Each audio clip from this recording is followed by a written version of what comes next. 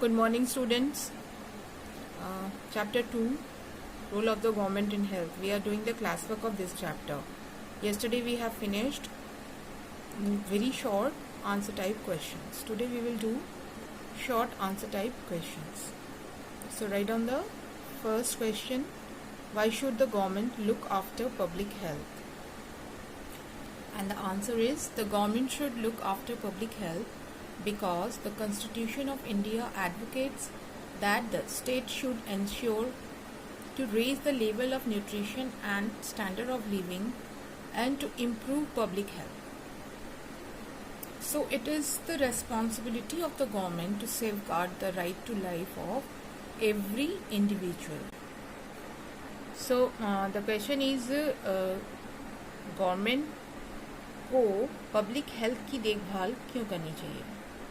Government को public health की देखभाल इसलिए करनी चाहिए क्योंकि हमारे संविधान में ये प्रावधान है कि जो स्टेट गवर्नमेंट है, स्टेट को पब्लिक की हेल्थ का पूरा ध्यान रखना होगा.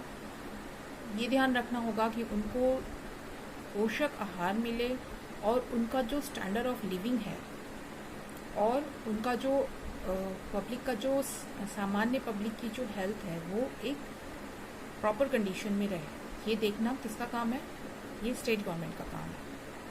तो ये जिम्मेदारी किसकी बनती है? सरकार की, जिसमें कि वो राइट टू लाइफ जो हमारा अधिकार है उसकी रक्षा करे और सभी को ये हक बनता है कि वो स्टेट में रहते हुए पब्लिक हेल्थ सर्विसेज का फ़ायदा उठाए और स्वस्थ बना रहे. Okay, now the next question. Next question is, discuss the different ways through which the government can improve and provide health care for all. उन अलग अलग तरीक़ों की बात करनी है हमें, जिसमें हम देखते हैं कि कौन कौन से अलग अलग तरीके हैं जिसमें सरकार जो है पब्लिक के हेल्थ को अच्छा करने के लिए क्या कर सकती है, ये हमें बताना है. ठीक है, तो first step is The government should start more health centers and hospitals at the grassroots level. मतलब सबसे पहले क्या है, हेल्थ सेंटर्स बहुत सारे खोलने पड़ेंगे और क्योंकि जितने भी हेल्थ सेंटर्स है वो प्रॉपर नहीं है. हॉस्पिटल्स बहुत सारे की ज़रूरत है हमें एट द ग्रासरूट लेवल, मतलब विलेज लेवल पे, डिस्ट्रिक्ट लेवल पे. जैसा कि हमने पढ़ा था कि सारे बड़े बड़े हॉस्पिटल्स जो भी अच्छे सर्विसेज है हेल्थ केयर की वो सिटीज़ में, बड़े शहरों में मिलती है. तो इस चीज़ पे काम करना होगा गवर्नमेंट को. और भी पॉइंट्स है, हम देखते हैं क्या है. In the first point I told you that health care centre should be open, more and more hospital and health care centre should be open. Now ये सेकेंड क्वेश्चन का ही है आगे. Health education should be made compulsory at school level. The socio economic condition should be improved in order to improve healthcare for all. Midday meal scheme should be implemented properly. Health education मतलब school level से ही बच्चों को अगर समझाया जाए कि health कितनी important है तो ऑटोमेटिकली हमारा हेल्थ सिचुएशन जो है वो सुधरेगा. सोशियो इकोनॉमिक कंडीशन मतलब सामाजिक और आर्थिक स्थिति, आर्थिक जो अवस्था है उसमें सुधार की ज़रूरत है.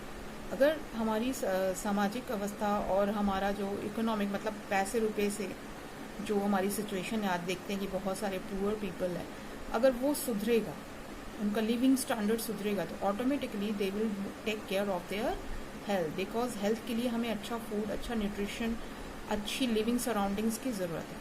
तो ये कब पॉसिबल है? जब सोशियो इकोनॉमिक कंडीशन अच्छा होगा. Mid day meal scheme should be implemented. हमने mid day meal already implemented है बट इसको प्रॉपरली इम्प्लीमेंट करना है जिससे कि जो पुअर पीपल है, पुअर पीपल के बच्चे हैं स्पेशली, उनको भरपूर पोषक आहार मिल सके. Understood. Next question, third question, how would you try to remain in good health. एक बहुत ही बेसिक सवाल है कि हम सभी अच्छी हेल्थ में रहने के लिए क्या कर सकते हैं. तो we can remain in good health by taking following measures. We should take balanced diet, regular exercise and by doing yoga By taking care of our physical and mental health, in order to remain in good health, we should keep our environment clean. तो ये बहुत ही simple है, तुम लोग भी जानते हो कि स्वस्थ रहने के लिए हमें बैलेंस डाइट की ज़रूरत होती है, मतलब ऐसा भोजन जिसमें प्रोटीन, कार्बोहाइड्रेट्स, फैट, विटामिन सब कुछ एक संतुलित मात्रा में हो।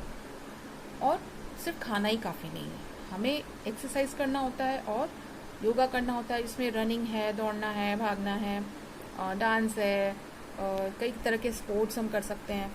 तो थोड़ा बहुत फिजिकल एक्टिविटी नहीं होगी तो हम बिल्कुल भी हमारा हेल्थ अच्छे स्थिति में नहीं रहेगा। और फिजिकल और मेंटल हेल्थ का ध्यान रखेंगे, मतलब जो हाइजीन है हमारा, फिजिकल हाइजीन है, जैसे नहाना, प्रॉपर बाथ लेना, खुले में शौच ना जाना, and to wash hands properly, नहाना ज़रूरी है, ब्रश करना ज़रूरी है, ठीक है।